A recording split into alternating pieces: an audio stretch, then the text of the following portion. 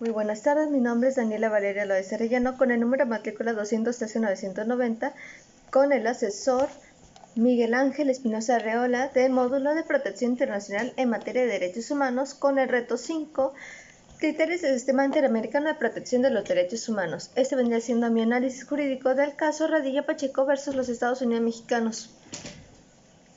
Este caso es indisociable del periodo de terrorismo del Estado conocido como la Guerra Sucia en México. Durante las décadas de 1970 y 1980, el Estado mexicano, bajo una lógica de seguridad nacional, implementó una estrategia sistemática de contrainsurgencia orientada a la aniquilación de cualquier sospechoso de simpatizar con movimientos disidentes, particularmente el Partido de los Pobres en Guerrero.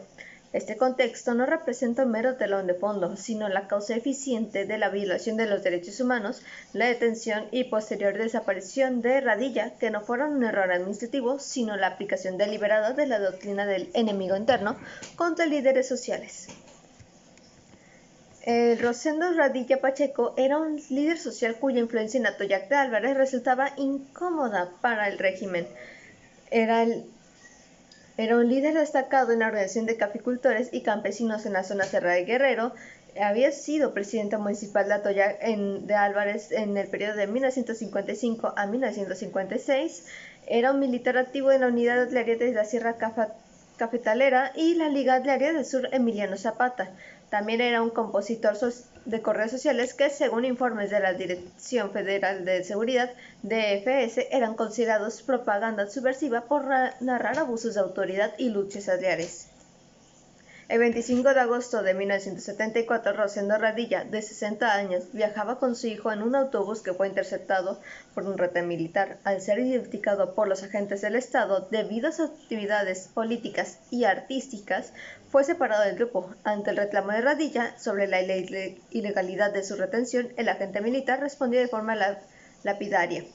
Fue trasladado al cuartel militar de Atoyac de Álvarez, donde fue visto por última vez con signos de tortura. A más de 4 décadas, su paradero sigue siendo desconocido. Los datos del informe histórico a la Sociedad Mexicana de la FEMOSPP confirman que la detención de Radilla fue parte de una política del Estado mexicano coordinada. Tras el secuestro del gobernador Rubén Figueroa de la guerrilla, el ejército mexicano intensificó el control militar en Guerrero, utilizando el cuartel de Atoyac como centro clandestino de detención. Se documentaron métodos de tortura sistemática, incluyendo vejaciones y choques eléctricos diseñados para quebrantar la voluntad de los detenidos antes de proceder con su desaparición definitiva. La desaparición forzada infligió un duelo prolongado y devastador sobre los familiares directos del señor Radilla. Su esposa, Victoria Martínez Neri, falleció esperando su regreso, llegando, según dicen los testimonios, llegando a planchar su ropa diariamente en una vigilia que duró años. Tita, Andrea y Rosendo Radilla Martínez habrán enfrentado no solo el tramo de la ciencia, sino también el hostigamiento estatal y la estigmatización derivados de la búsqueda de justicia. La inacción deliberada de las autoridades internas y el mandato de impunidad castrense hicieron imperativa la intervención de organismos internacionales para romper el silencio del Estado mexicano. En este caso, la Comisión Interamericana de Derechos Humanos, la CIDH, fungió como un filtro procesal y órgano de promoción de derechos humanos indispensable frente a un sistema de justicia interno colapsado por el autoritarismo. La importancia estratégica de elevar un caso ante esta instancia radicó en la posibilidad de someter a México a un estándar de justicia que el derecho doméstico, supeditado al fuero militar, se negaba a aplicar tras 30 años de opacidad. La comisión decidió someter el caso de la jurisdicción de la Corte IDH debido a la falta de voluntad política de México para realizar una investigación civil y efectiva. El Estado pretendía agotar la obligación mediante procesos en la justicia militar, los cuales la comisión calificó como inherentemente viciados y carentes de independencia. La CIDH también alegó la vulneración de los artículos 3, 4, 5, 7 y 8 y 25 de la Convención Americana.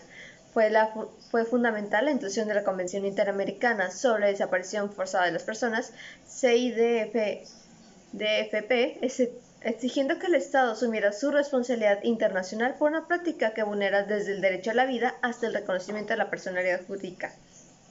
El traslado del caso a la Corte IDH transformó una demanda de justicia individual en un escrutinio sin precedentes al sistema jurídico militar mexicano, cuestionando la validez de los tribunales castrenses por juzgar crímenes de lesa humanidad.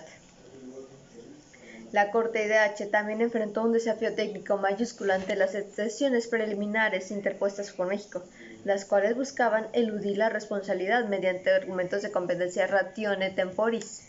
La labor del tribunal fue determinar si las obligaciones internacionales de México cubrían hechos iniciados antes de su adhesión a la Convención de 1981 y su reconocimiento de jurisdicción en 1998. La Corte rechazó la postura en México sobre la retroactividad, determinó que la desaparición forzada es un delito de naturaleza continuada o permanente, dado que la violación persiste hasta que se establece el paradero o se localizan los restos. El Estado se encontraba en incumplimiento flagrante tras haber aceptado la competencia de la Corte en 1998. La cláusula facultativa de reconocimiento de la jurisdicción no se puede limitar la competencia sobre hechos que se siguen cometiendo día con día. México intentó un allanamiento estratégico, admitiendo la detención ilegal y la demora en investigaciones, pero mantuvo en controversia la violación al derecho a la vida y a la personalidad jurídica. El Estado argumentó que no había prueba de fallecimiento y que la personalidad jurídica no se había afectado de forma autónoma. En un reconocimiento de vanguardia en el artículo 9 de la CIDFP,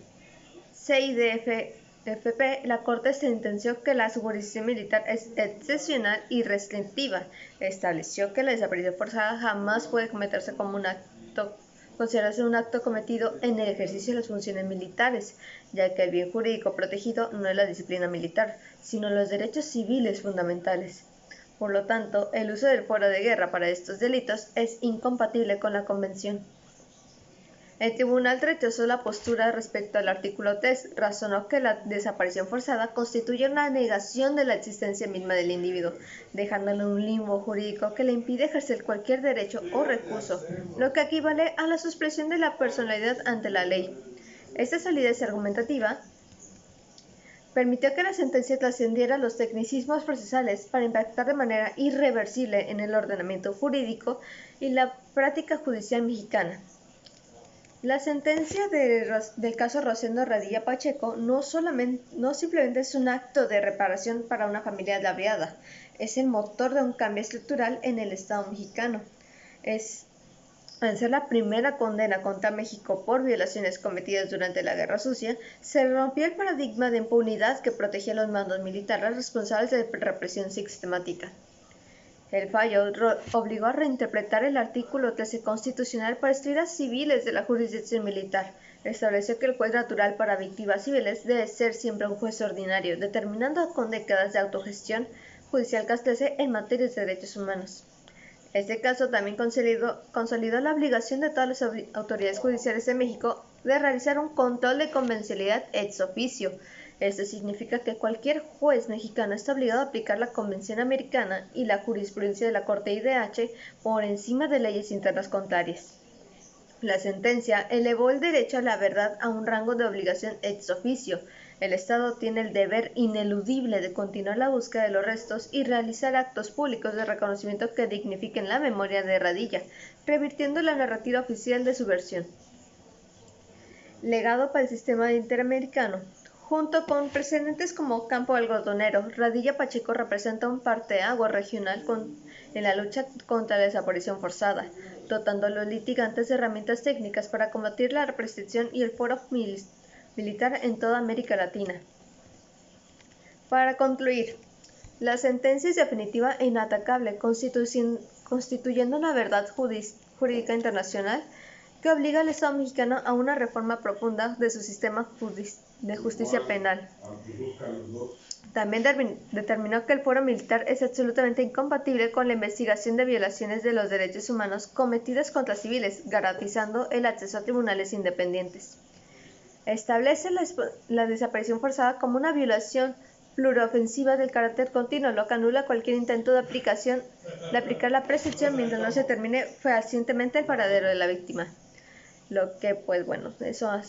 Eso sería todo de mi parte. Muchas gracias.